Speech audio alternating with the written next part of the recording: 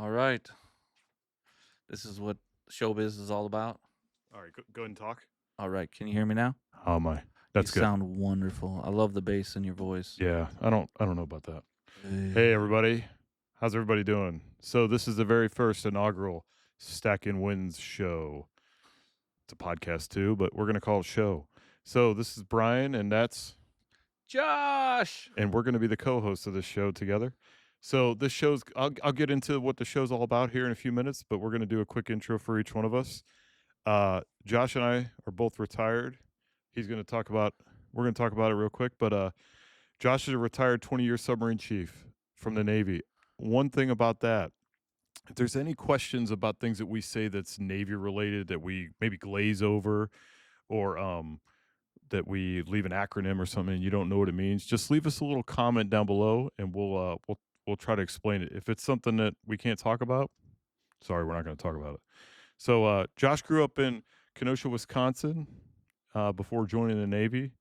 And then he came from a real great family. His dad was a deacon, and he had a whole bunch of siblings when he was growing up. Now he's married to the love of his life. He is. His wife is Christina, and Love you. they have a really awesome son, Teddy. I used to cut Teddy's hair in the barbershop all the time when I had my barbershop. Maybe we'll get to see Teddy someday on here. You never know. Well, anyway, he also has two really rambunctious dogs, which I've met them both, and they're awesome. Rocky and Rubble. And something that's really important to Josh is that he's been 5 years sober from alcohol. He's an alcoholic. I don't think he's afraid to admit it, just like I'm not, because it's definitely made him a better person because of it. So he has a passion for competitive rifle shooting, and it's something we'll talk about on the show. So there you go, everybody. Josh Mosley. Ooh, all right. Thank you for the introduction, Brian. And this is Brian Osborne. He is also a 20-year retired submarine Navy chief who he joined right out of high school. Brian had a little different upbringing than me. His childhood was very rough. He had a mom that tried her best, but a very alcoholic father. He's married to his lovely bride, Megan, and he has a total of 3 kids, 2 from a previous relationship, and they're both grown now. And then he has his little Nikki, who loves giving him the test Oh boy, every day, right? every day. Every day. But Brian currently, he's working defense contracting. We'll get into that. We'll get into the barber shop. But one of his big passions is bow hunting. Absolutely. And coming here shortly in less than 24 hours, Brian's got a soberversary coming up, Sure do. and it falls in line, I think, with the title of this show. That's right. It sure does. So the show, Stack It Wins show, we're going to get into that here in a second. Just a little background. So I've, the title of it comes from something that came to me that it had nothing to do with wanting to start the show. The show came from just everything that I've kind of put together through the years, this last 2 years really of becoming sober. But really what happened is my path for sobriety was not the same as some people. You know, some people go through AA, some people go through rehab, some people spend time in inpatient or whatever. I'll get into mine here in a minute, but I have spent time reading the Alcoholics Anonymous big book, and did some time with that. And one of the things that's talked about quite a bit in there is, you know, just taking it day by day. When Josh and I first talked after I decided to become sober, you know, he was telling me how he'd been sober for 3 years, and I was like, holy cow. But, you know, one of the things is just taking it one day at a time. Don't worry about the fact that somebody's been sober for 3 years or 10 years or 20 years. You just worry about the next day. And sometimes that was hard to even realize, just getting it through to the next day. You know, it's hard to want to make it. So there were moments in those days where you'd be faced with challenges just to make it through that day. And you know, it'd be things like going to a restaurant and watching a server walk by with a tray full of beer, and you could, because as as I've noticed, and I'm sure Josh can attest to this, my sense of smell and taste has gotten better since I quit drinking. And they'd walk by with a tray full of beer, and I could smell the hops, and I'm like, oh my gosh, its mouth would start watering. Or I'd watching a show like Yellowstone was really big at the time, and I was watching Yellowstone a lot, and it seemed like every other scene they're drinking bourbon on that thing or something, and that was one of my favorite drinks of choice. And I could almost smell it and taste it and feel the burn from it when they were drinking it, and I was like, "Oh god, I could go for some of that."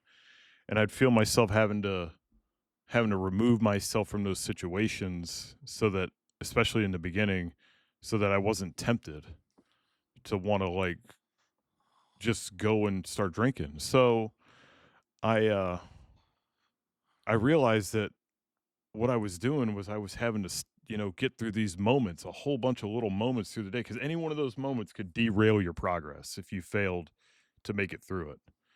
And realizing quickly that making it through those moments was what was going to make it through a day, and then making it, and that was when it came to me that it's stacking up those moments on top of moments that made it through one day, and then stacking those days on top of days is making it through a week, and stacking those weeks, and you see where it's going, right? So it's like stacking a whole bunch of wins. And I mentioned that to my wife one day, and she's like, "I think you got something going on here." And I got a other YouTube channel and another um Instagram page that I do a lot for my bow hunting, where I'm working out a lot, and I talk about stacking wins all the time. And that's really where this comes from, is that the alcoholic side of me realized that I had to stack wins in order to make it through that, but then it's building that stacking wins mindset in order to be better, not just in being alcohol free, but in life. And once I realized that, I wanted to get that message out to more people.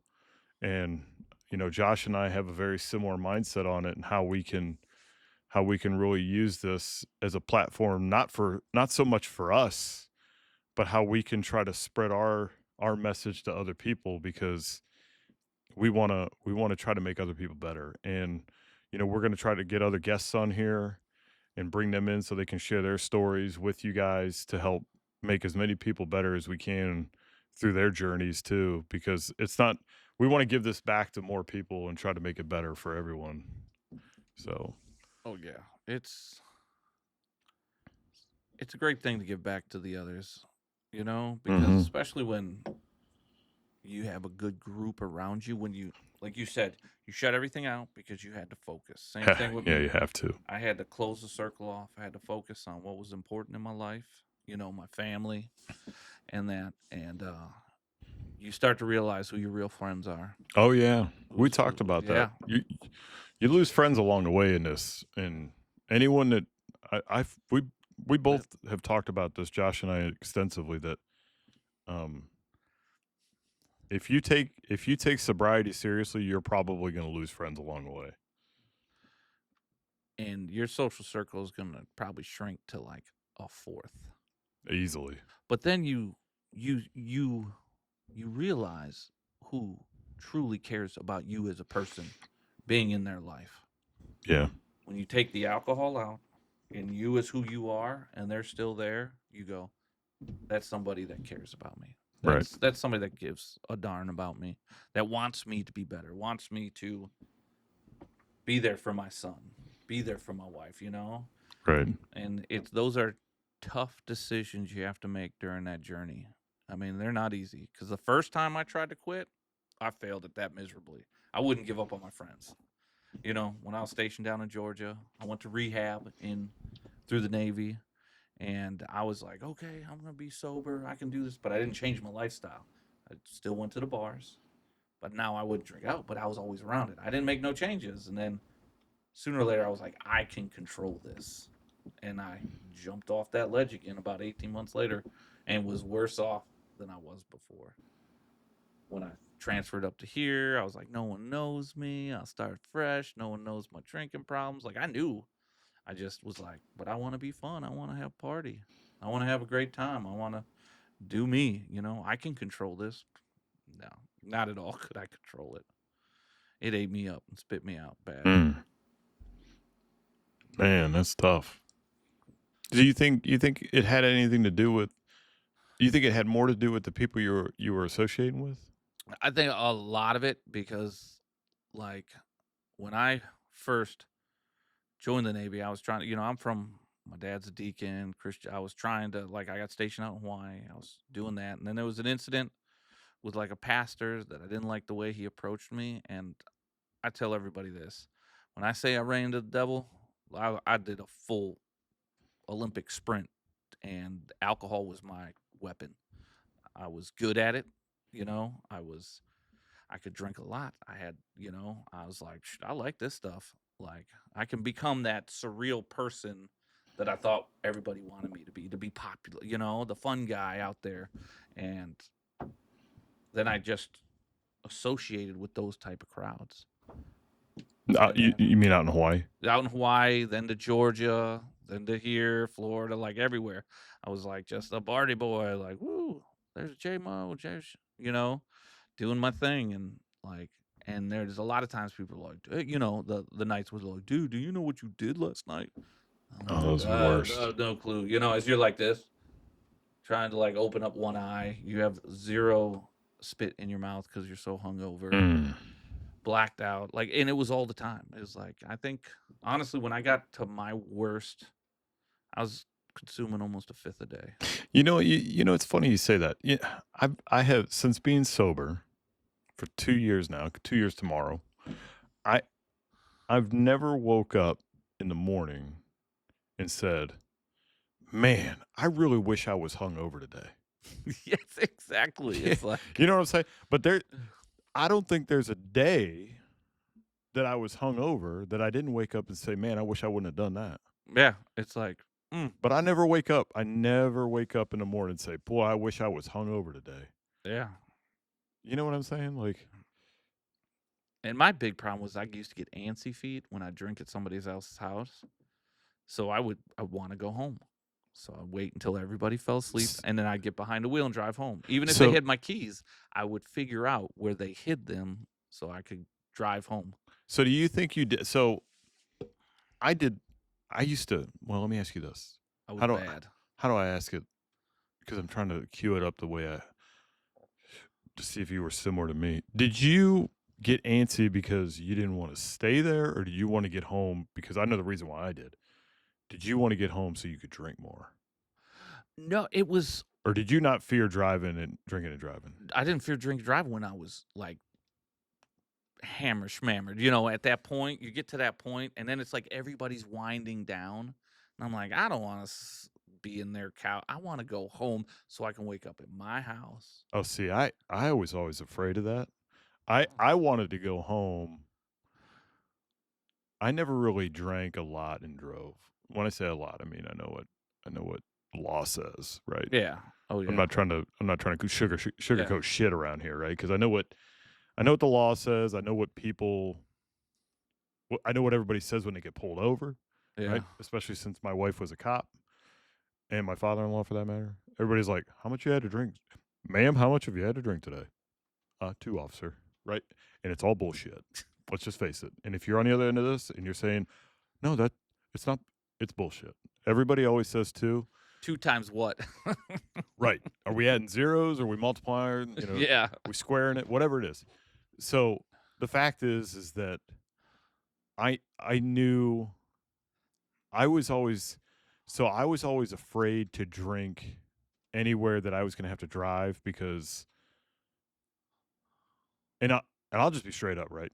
Because this is all about honesty too. Just so you know, um, I was afraid of ruining my career. Less afraid of the impact of what everybody else should be afraid of, which is hurting or killing someone or Yeah. getting in an accident. I was afraid of ruining my career in the Navy, which that's so selfish. But you may not want to hear it, and if you're an alcoholic on the other end of this It's watching it and true. you don't want to hear this, I'm not trying to hurt your feelings. And if you're hearing it and you're getting offended, you may want to stick around for the show and more episodes of it. But Yeah. the fact of 'Cause the matter is, and I can say this because I am one, alcoholics are selfish, right? They only think about themselves. So I was only thinking about me, yeah.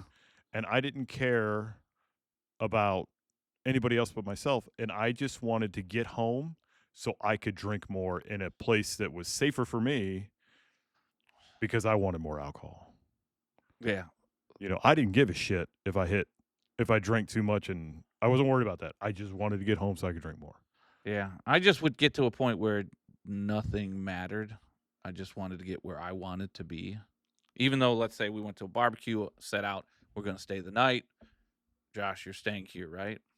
I'd get to a point, everybody's in bed. Well, I still want to party, but I don't want to just sit here by myself. I'll just go home then if I'm going to go to bed. And a lot of times they would hide my keys, but drunk people aren't good at hiding keys from other drunk people. No. So it was, well, let's just say that's how one time I fell asleep and almost killed myself getting in a car wreck. Oh boy. Somehow I woke up at the last second, hit the brakes, jumped the median, and didn't go over the edge.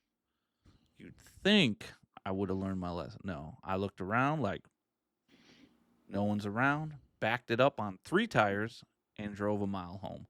Parked it in my driveway, went to bed, woke up the next day and went, I wonder what happened to my truck. And then I had 500 missed calls. Everybody's like, where did you go? I went and, like, by the grace, like, I didn't just happen to wake up, hit the bump, slam the brakes, and didn't go over this. It was like a T intersection on the back roads down in Georgia and didn't go over down in this. Oh yeah, I yeah. just stopped, and I was like, but I should have just flew right in there and not be here today. But I didn't learn. I denied the fact that I was a knucklehead. I just sugarcoated everybody else like, oh, no, Sure. no, I just made a mistake, it's okay, and then played it off at work, and everybody else like, oh man, I blew a flat tire, I need a ride today, as I had to get a whole chunk of my truck redone. Like, it's just the stupid stuff you do because you're not thinking about anybody, like you said, but yourself. And how do I get more alcohol to get reach that next point or to do what I want to do?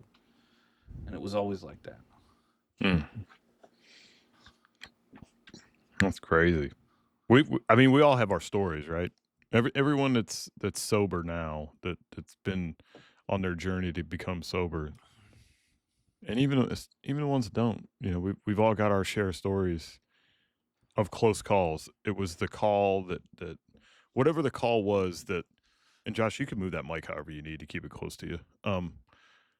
It was whatever the call was that we decided, or maybe somebody else decided for us, whether it be the courts or whatever, that we decided was the one that was enough was enough. Yeah. You know? And I think I never got busted, right? Oh So yeah. it just made me keep. And the one time I did get pulled over, it was a buddy of mine's brother-in-law who was the cop working nights and was like, Josh, what are you doing? I was like, I'm just driving home, like, 3 sheets to wind. And he's like, how far do you live? I said, I live like a mile that way. I'm going to follow you. Drive down the middle of the road. And he drove me right behind me, drove me home. I parked, went to bed. So then in my mind, You still I'm got it. You invincible. Like, got it, man. You're I Teflon coated. yeah, I was like, Yeah. always. And I was like, and I think I really needed I needed sometimes in my career, You needed a the wake wake up up call. call. Yeah. I was like, "Psh," and it never happened for me until later on in my drinking, post Navy, retired. For honestly, my wife put her foot down and So was like, "I love you. your I don't wife want was to your lose wake up you." call. Yeah, she was the. What are you doing? We have a kid, and I think my son was not even a year old. Here I Mhm. am, like I'm literally at a bar. She's calling the bar, going, "Where is he at?" Oh, he left. I'm right at the bar. So, she waits the 30 minutes. I should be home. Yeah, right. Now she's like, he got in a wreck. She's thinking you're dead in a ditch Yep. somewhere. And then it kept going and they kept serving me more drinks. But I kept on like, oh, no, no, it's not, and then it was always No, her fault. no, those are supposed to be your friends. Yeah. Yeah. And I was doing shots, triples, I Oh was my getting, god. because it was like our last night of I don't drinking, even right know. when COVID started, right? Oh boy. So they were shutting everything down. They wanted to clear out the bar. And I was like, I got to get this in. I got to get my groove on. Else I got to, I got to be responsible. Like I used to get mad. Like it's not my fault that I want to have fun. It's your fault for not letting me have fun. Oh, That's how I yeah. used to Oh, think of it, and I'm like, God, the she just excuses we used to give. she just didn't Anger, want me. She wanted her husband around. She right? wanted the father of our son to be around. And I that night too, I drove home. Couldn't tell you if I burnt through stoplights or anything. I was like, and that's when it was like, all right, babe, I'm gonna stop. And she goes, for how long? I was like, let's start with 30 days. And she was quick to go. Then what? I said, let's take it day by day. Let me tell you. And then at the same time, we got through that and she was like, you need a hobby. Because I was physically detoxing. Oh, sure. Everything we did, even with the kid outside of like, let's say some friend with the babies, was drinking, going to social gatherings, drinking, stuff like that. I was like sitting around the house like, what do I do with myself? And then that's when some guys I work with said, hey, what about getting your permit, build some rifles? And then that's when my And this father, was so that was the beginning of COVID yeah, when you were at the bar yeah, that just was pouring it back, and then you decided to quit during COVID. during COVID, which I still tell everybody that was in a way for me was a saving grace because And that and it that was when everybody was buying alcohol and just drinking their asses off. yeah, we You know, made our house a no alcohol zone, and Kay stuck with me. and the trash guys were coming to the house, and Yeah. I mean, people were, yeah, I mean, They were like, I "Hey, there's remember no the recycling jokes. at the Mosleys," you I know, remember the jokes that people were like posting on the internet about how, just piles. yeah, just nothing but bottles being thrown away.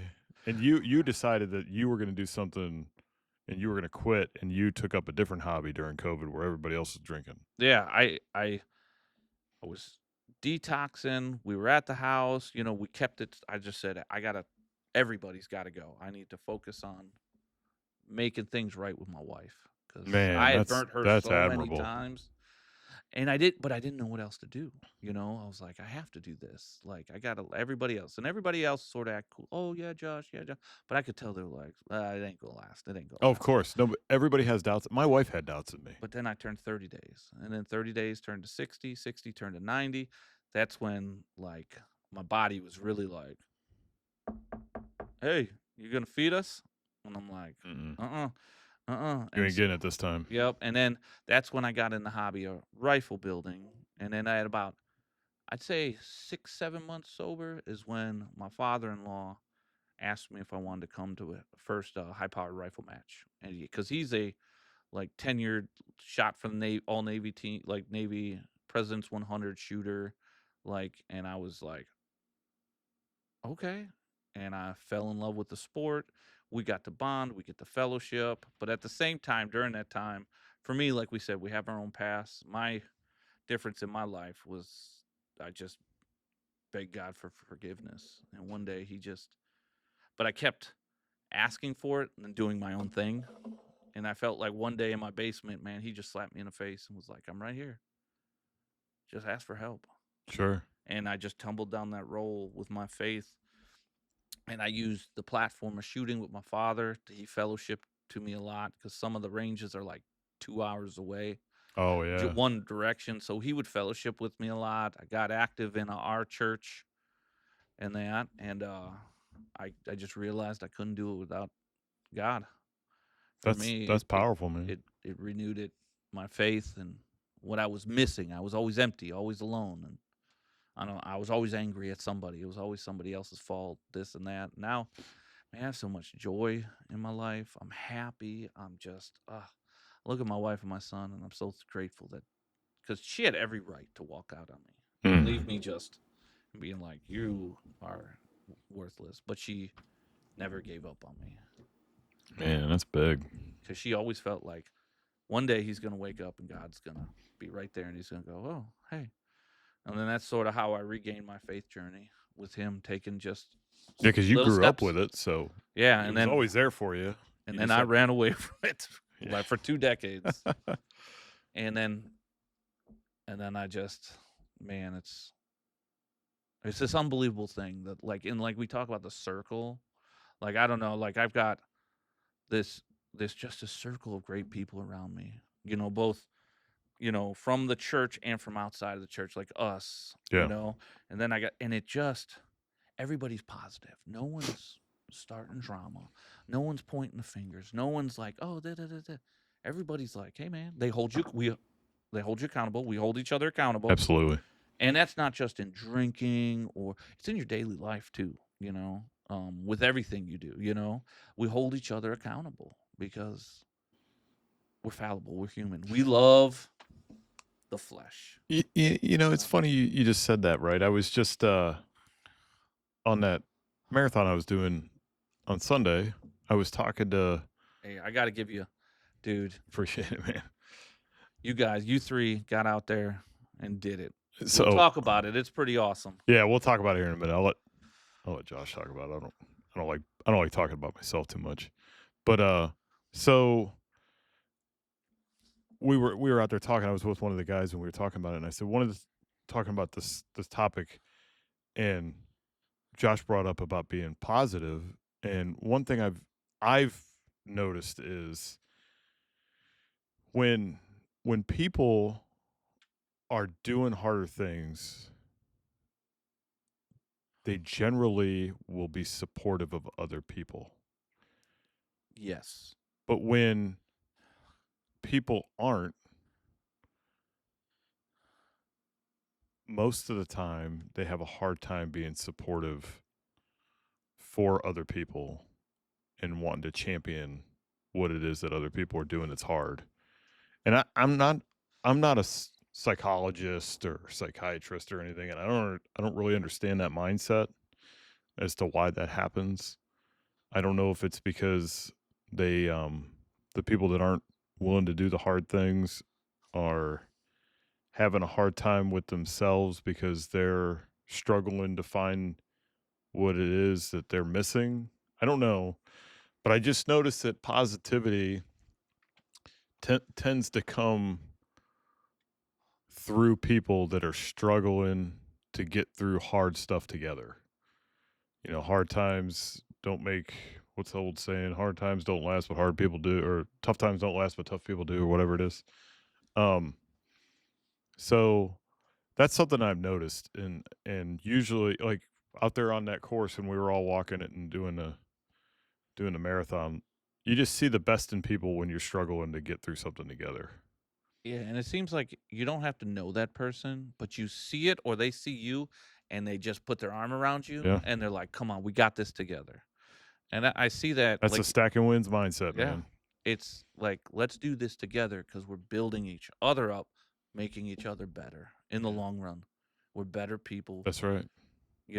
whether it's better fathers, better mothers, better, you know, brothers, sisters, anything like that. We're Anything, building each other up. and And we spend so much time in this world knocking each other down right. to try to get to build each other up, and you'll see just so much positivity. Like, I bet you everybody out there was probably Oh just man, amazing, probably just to see the it motivation, was the crazy. people. I know from, like, you did a couple little snippets while you and Sam and them were out there, but you could see in the back everybody was just, you could tell just the mindsets all were just all pot we're doing this all together. Like, people were Absolutely. like, we're letting nobody be left And it behind. was it was super emotional when you got to the end. It Yeah. was like that very last turn coming into the finish. Like it was funny because I can't say who said this because he told me not to, Sam. But he No. told me not to repeat that he had felt emotional at the end, and he said, and if I repeated it, that he would deny it. But and he kind of felt like a big wave of emotion come over, and I said, I don't know why you got to deny it. I'm not afraid to admit it. So, okay, so what Josh and I are talking about is you guys are probably wondering for anybody that hasn't talked to me in the last couple of days or see my other YouTube or my other Instagram. I just completed the Tough Ruck in Boston on Sunday, and for anyone that wants to say, well, it's just walking, come on out next year. Do it with me.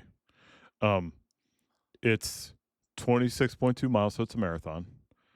And you do it with, there's two different weight classes. You can do it with 15 or 35 pounds in a rucksack. on your back. You can't wear a plate carrier. So anybody that says, "Well, I'll just wear a plate carrier," it's not part of it. It has to be um, in a rucksack, and you walk 26.2 miles. It's all for a good cause. You're raising money for fallen military, and first responders families, for the families of fallen military and first responders. And it's in Concord, right outside Boston, and it's put on by the Boston Athletic Association. So it's done the Sunday before the Boston Marathon. This year it happened to fall on Easter Sunday. I already looked for next year. It falls on the Sunday after Easter Sunday. Excuse me. So, um, I do enjoy, now that I'm done, I've talked about it at work a little bit here and there. The people that say, "Well, it's just walking." Um, okay. Um, you're more than welcome to join me or join anybody or do it yourself But because that's the negative right. Right attitude. back to what we were just talking Like about. most people can't walk honestly 10 miles Right. straight with Right. nothing on them. It took I so would probably right now struggle to do that because I became a desk jockey in post Navy life, and it took 8 hours, and it took me 8 hours and I think 26 minutes. We'll just call it 8.5 hours. I'll round up. I'm not shy. It doesn't hurt my ego. I don't really do that stuff anymore. But, so it took me about 8.5 hours to finish it, and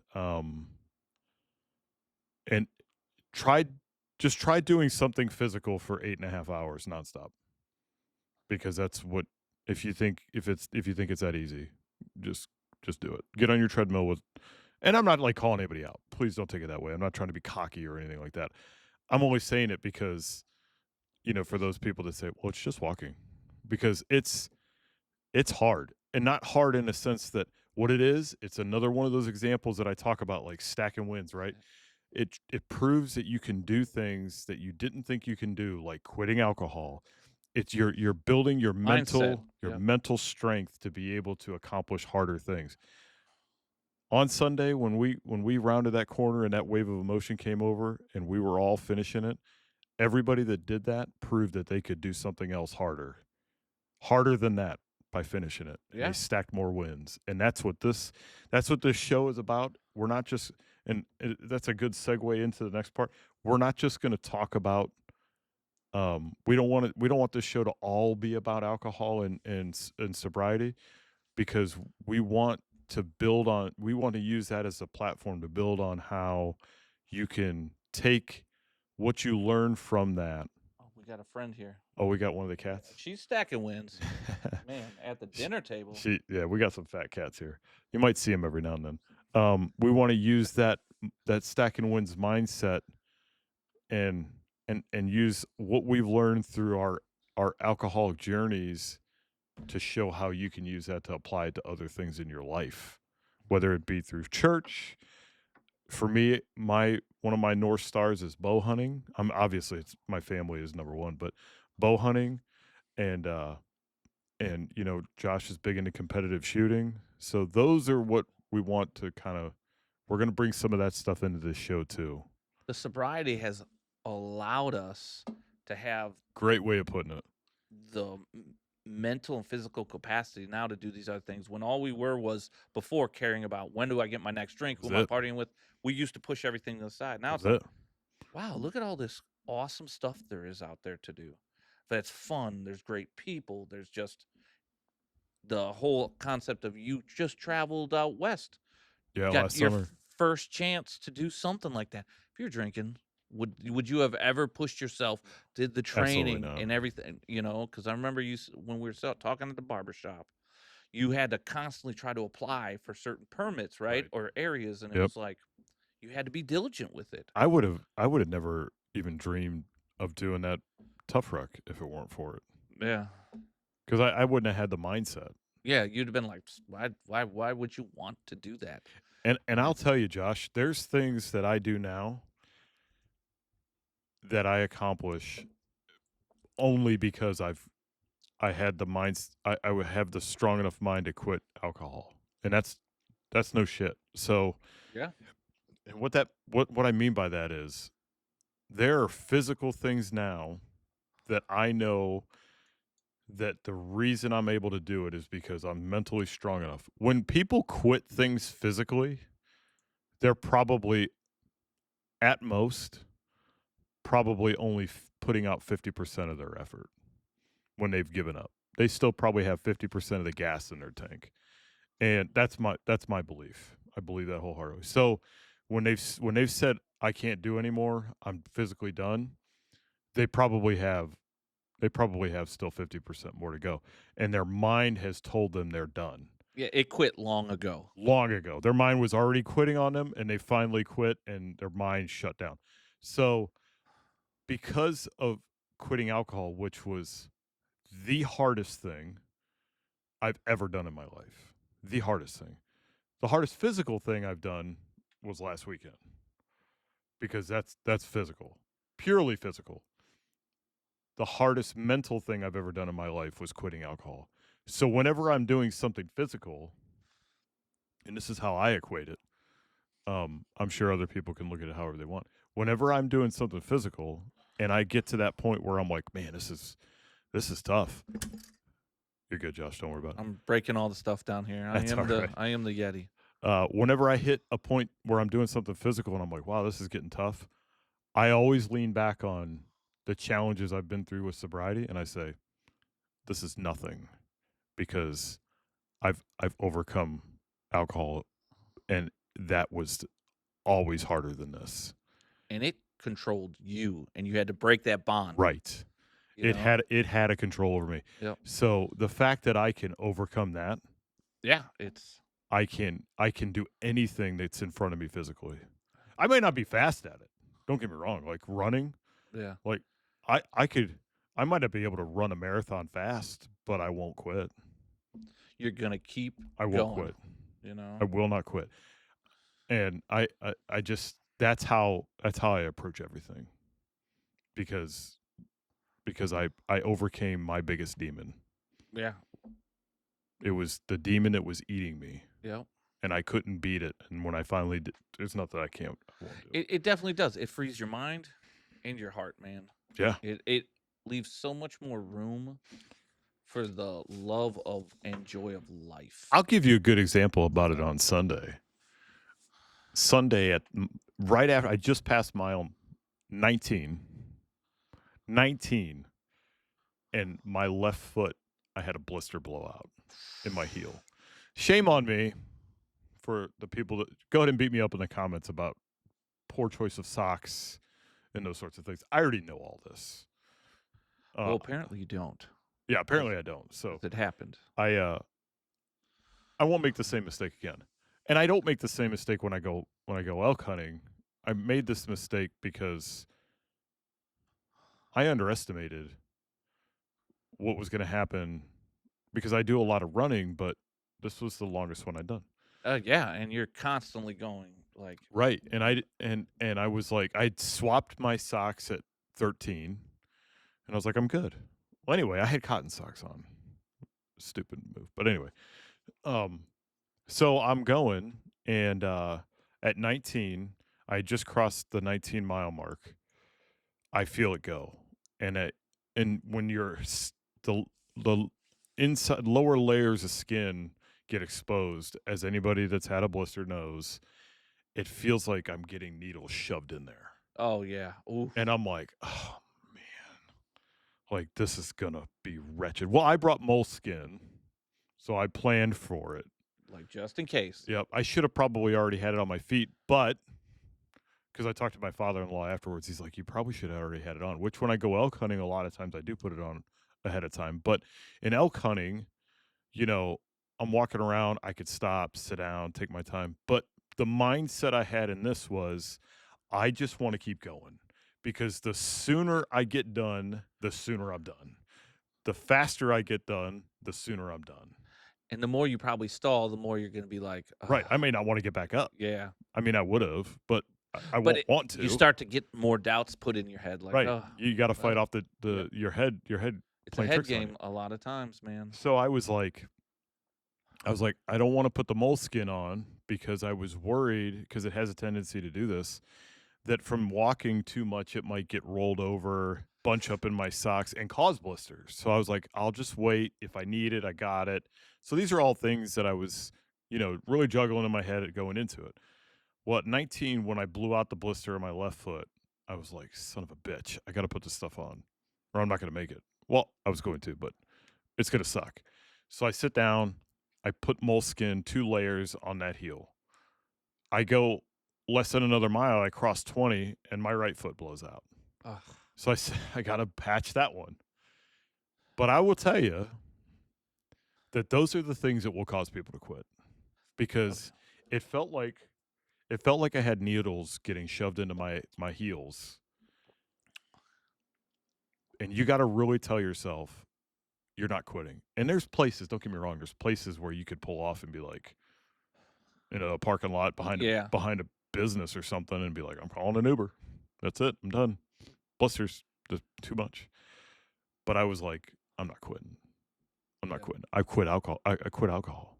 I can do this. I am not giving up on this. Yeah. So I was like, I just got to keep going. And eventually, what happens is your mind is stronger than your physical. The pain in the physical goes away because your mind tells you that I can do this, and you start stacking more wins, and you start putting miles behind you, and then you're at 21, and you're at 22, and before you know it, you're crossing 25, and you're just over a mile, and Yeah. you're finishing, and I was just like, You're like, I did this. I just I did just this. did it. I just I just won a marathon with I think I had 27 pounds on because I did the lightweight. Yeah, I did lightweight. I have no shame because I did lightweight. I'm 45 years old. I have no shame in it. So I did the lightweight. Nothing And wrong with that. nope, not at all. And I'll do lightweight next year. Come join me. You did 26 miles more than I did that day. So, so and I'm proud of you for it. but yeah, it was and we get awarded the same, well, the ribbon's different. The same Boston Marathon medal that the Boston Marathon runners get because they have that close of a relationship with the Boston Marathon and how much this means to them. So that's pretty impressive. We actually get the first marathon medals because we run ours on Sunday and they do theirs on Monday. Your cat really likes me. She's cool. She's probably looking at me going, hey, I could gnaw on him for probably half a year. She's an idiot. She's your buddy.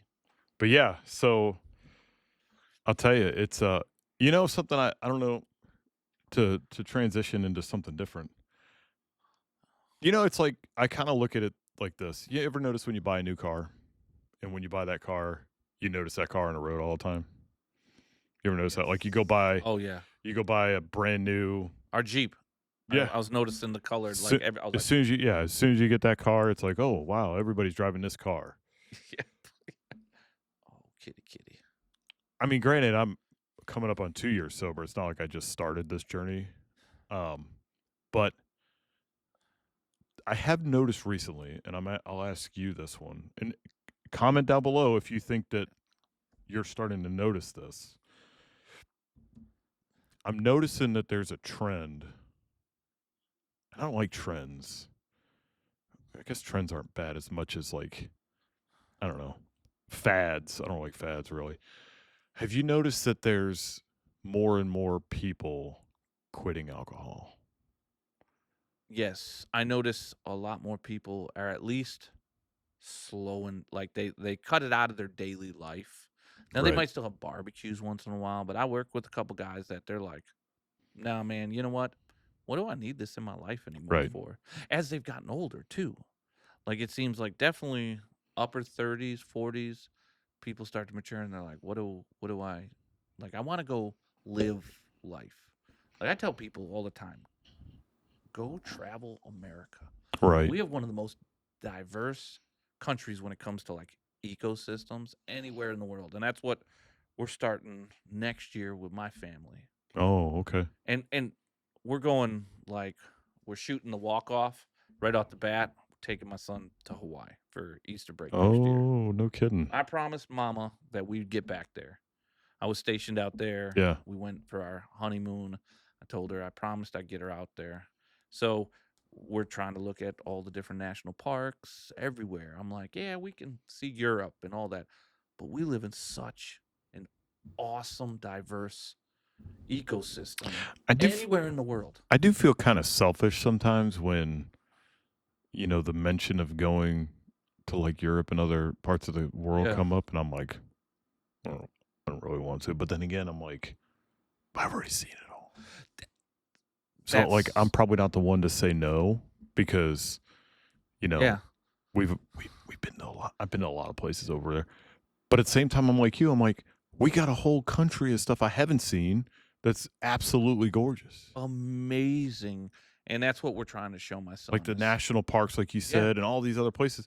I haven't been to them. I've been to some now, but like when I first yeah. retired from the Navy, I had been on the other side of on western side of the Mississippi one time for 50 it took us 52 hours, me and this other guy, to drive from here in Connecticut to San Diego. I was in San Diego. It was a Drove driving across it was a country. blur, right? Yeah.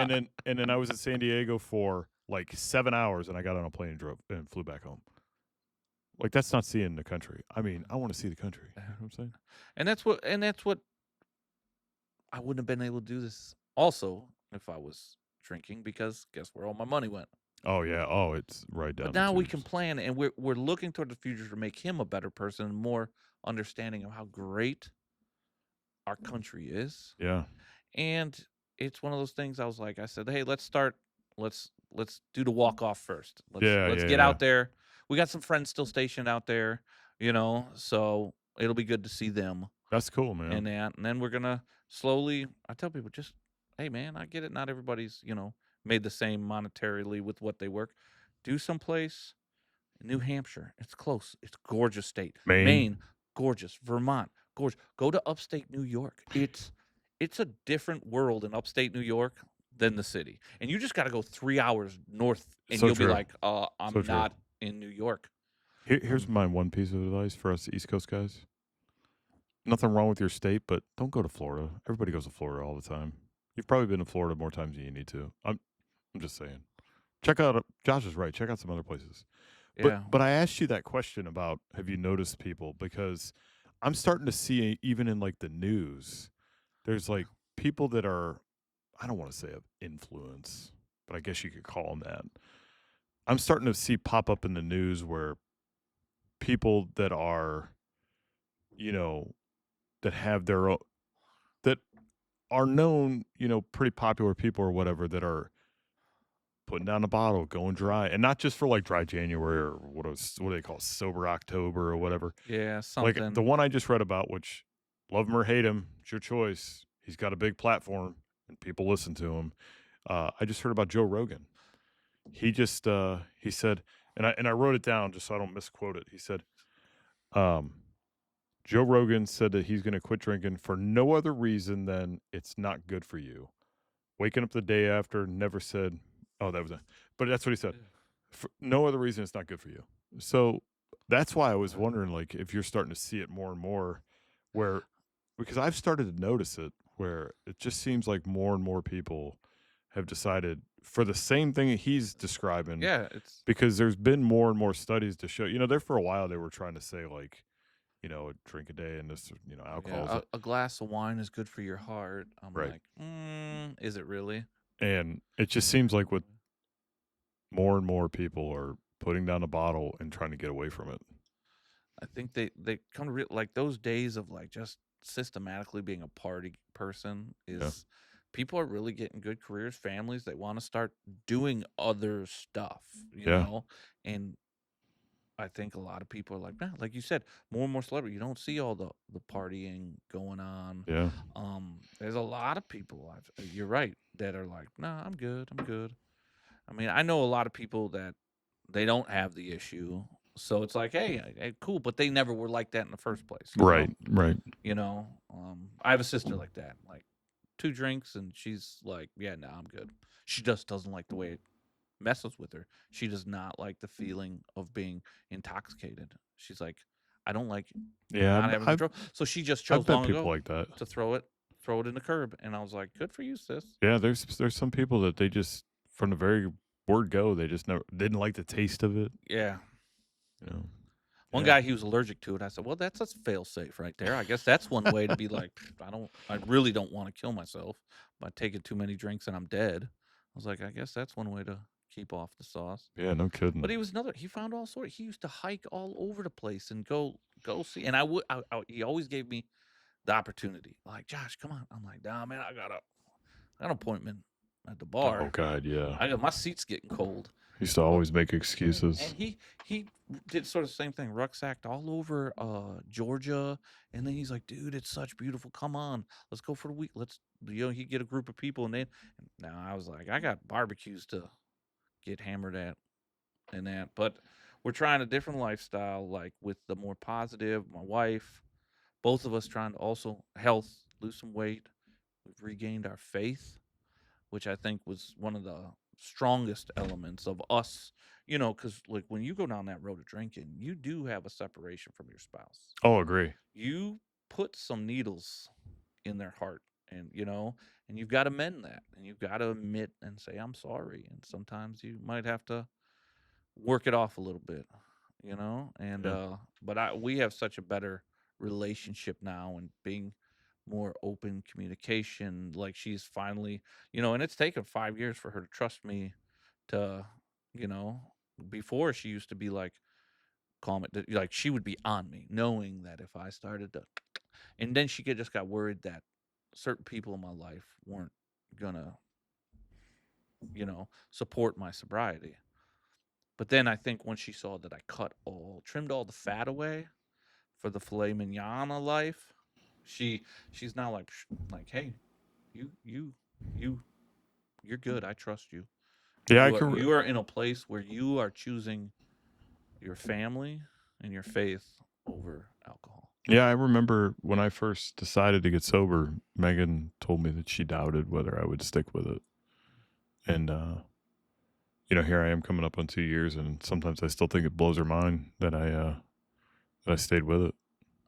And it's one of those things you just got to go. All right, hey, I'm gonna prove you wrong. I'm gonna show you. So I used to tell her, I'm gonna show you that I can do. Now I'm like, it's like my life is so better, Oh health yeah, wise. Like you said, I can smell things better. I taste things better. I'm not the family drunk. Like oh my I family know. back in Wisconsin, they were to a point. They were like, we love you, but you ain't coming here causing all this drama. We don't like that. It's gonna stop. Oh, kitty, kitty, kitty, kitty. Your cat really likes me. She's a dumbass. Man, she's smart. Nah, she's a good cat. She has good intuitions about good people. But that's everybody to each that, like you said, our journeys are different, but at the same time, we interlock with helping each other stay positive, stay motivated, doing the right thing, not Yeah, only for ourselves but for our families, our community, you know, and whatever we're doing. absolutely. Because there's nothing more, I think, toxic than people who are lazy in life that want to just take out other people that are succeeding and doing good things. They want to ruin it You because see plenty of that, that's for sure. yeah, and that's why one thing too. Like I love the shooting community. In 5 years, I'm going on my fifth year. I have seen nothing. I've never seen really any negative. And one of the clubs I shoot at a lot, they told me that your mic just went red. Okay. Nope. Is that better? You're better now. But they didn't tell me your mic was going dead. That's That'd right. be pretty sweet if they were in my ear right now. But they had one time with a guy who's being arrogant and lied about his military service, and they said we don't want that here. They're just their upbringing. They help each other out. They're Yeah. like if they see you doing something on the line, they're like, "Hey man, have you tried doing this or this?" Or you can talk to anybody about reloading or how to do a proper stance, and they're like, "Pfft," or if you shoot a really good score one day, like, I just shot opening day Saturday for the range for the season, and I shot a personal best, and everybody was, "John, that's awesome, man." Man, And I that's neat. bumped up a You got to level. show me that stuff, man. Yeah. But it's such a positive community. Everybody's trying. Everybody wants everybody to stack those wins Yeah. because it just makes the program, the sport Oh better. yeah, of course. And that's what I love about it. And I was like, and I know like the other day I saw you had Sam and I can't think of his name. Rob. Rob over, but you guys were taking Sam. I think you got Yeah, him we what took him to get a his new new bow. bow and set him up, and now you got somebody else in the sport that, Yep. and I could tell from his posts, he's like, Oh "This yeah, is he's awesome," excited. and it's like something positive. And also with like competitive anything or hunting, there's a mental game to it, which I love because you could be your worst enemy, Oh yeah. and it's Oh man. becoming Isn't that the truth? Boy, I tell you, mentally strong. sometimes shooting that bow can be frustrating. Yeah, like there's programs. You have your program for when I like shoot, or when you're probably getting ready for a hunt or uh a challenge, like if you're going out, I know there's some places with archery, you can like walk through the wood, you have to shoot certain Yeah, things, we're carry stuff. going You're doing one, yeah, right? I'm going in end of May, I'm going out to Pennsylvania to shoot at TAC. Yeah. And there's a mindset you have to build, and you sort of build your own program to get yourself ready, mentally, all the little things you have to do. Like, Yep. hey, like I always like my father-in-law always tells me, squeeze gently, light on the trigger. Mm. Because I tell people all the time, at 600 yards, a heavy trigger pull will throw that bullet way more than you Yeah, think you it might would. miss the whole target. Yeah. Let's just say I pulled a 6 with a heavy trigger pull. I got a little excited, grabbed that thing like I was stealing a Snickers bar out of a store, and I pulled one, a low right 6. I was like, "That's on me." Oh And man, 600 yards. he's so funny because he was my scorer, and he was like, "Light on the trigger, Josh." Now, He just does he spot for you? Like, do we you have a were spotting scope and he spots for you? no, you're it's all you. He takes scores you. So Mm. when somebody's shooting or somebody's scoring for them. Now it's a friendly match, so you can give each other advice and stuff like Yeah. that. It's not like a state championship or anything like that. So but he always cheers me up and motivates me. Like he instantly saw that I got on that trigger hard. And like I said, just from the background, even with the earplugs in, I could hear light on the trigger. And I was like, "Yep, yep." He saw me.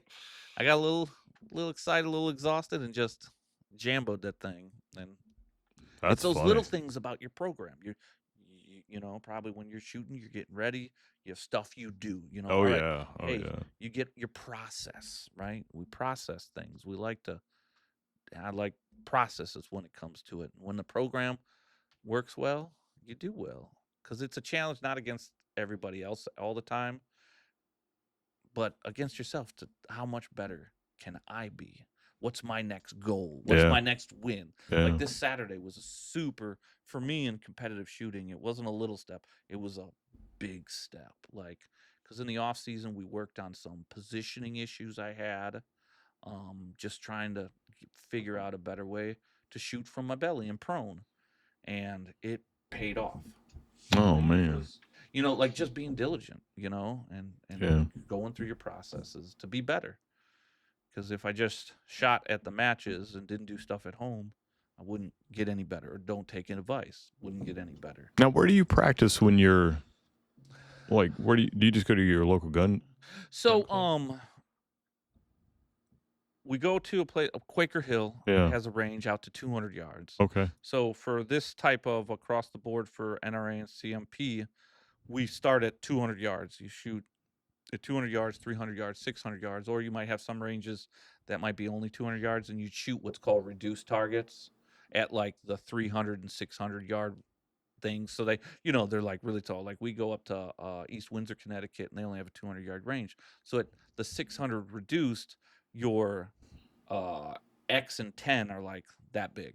Oh, okay. So, but it helps just, that's what they got. So Yeah. we practice there, at least we get our rifles sighted in, work on positioning, breathing, trigger control, all the basics um at 200 yards there. And then um and in the house, like I may not shoot, but dry firing can be just as important to work the bugs out of your positioning, how You practice that like in your basement? yeah. Yeah. I just practice in my basement, just working on my program in each discipline of standing, It's sitting, like me, man. yelling. That's Yeah. what you guys can't see is this. My basement's 20 yards long, and I practice shooting my bow down here. Yeah.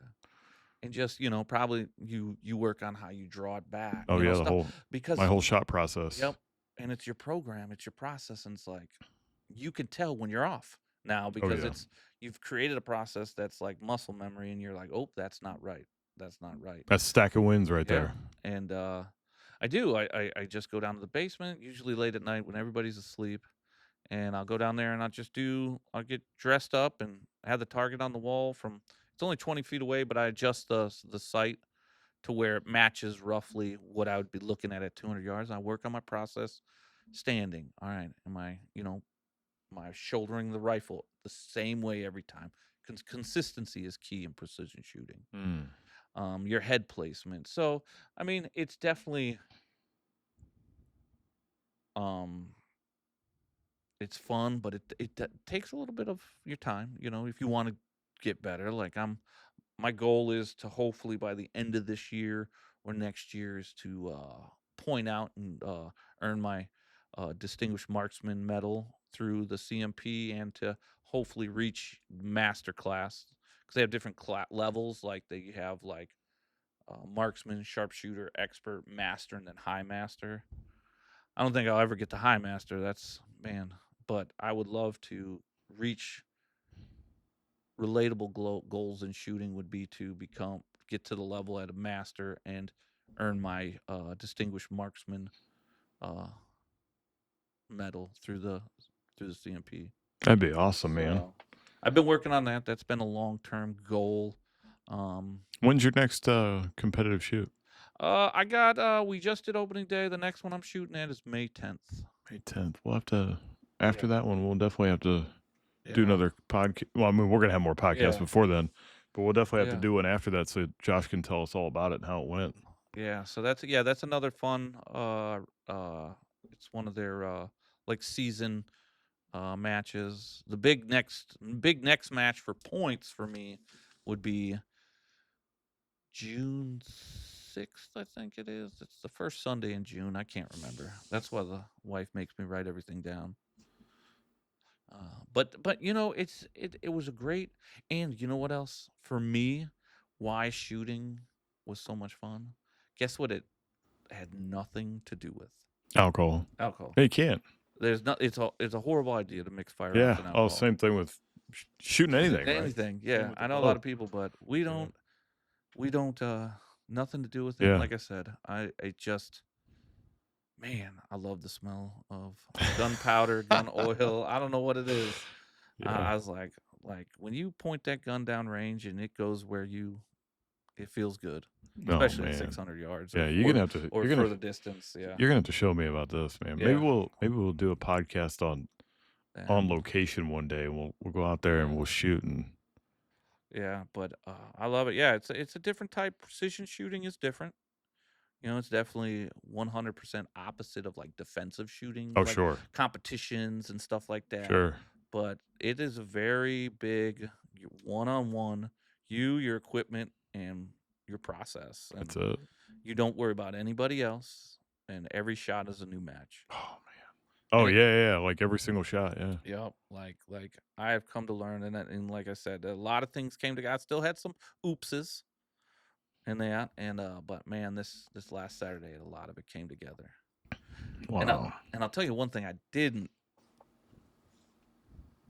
prep for was the physicalness of it. Like I forget how long a range day is, and just a lot of people don't realize this. My rifle's about 17 pounds, Mm. because the heavier they are, the stability, Yep. and sooner or later you're in a sling, you're in a jacket. It got hot. It got to 80 degrees. I didn't bring enough water. I started to get a little dehydrated at 600 yards, and when you're super quiet, you're trying to put the dot over the X at 600 yards, slinged up in a jacket, all this stuff, and you're dehydrated. You can start to feel and hear your heartbeat, So oh yeah, yeah, yeah, I can and imagine. then you're Breathing. like, and the smallest of twitch will throw that bullet. So I was like, and I could feel it like right here in my left pec, Boom, like from boom, holding the rifle in the sling out boom, here for boom. 20 minutes, Yeah. laying down, 70, it adds up. And I was like, I did zero physical prep to Yeah, get. do some you can come over here in Yeah, the I know. gym and I know. do some weights.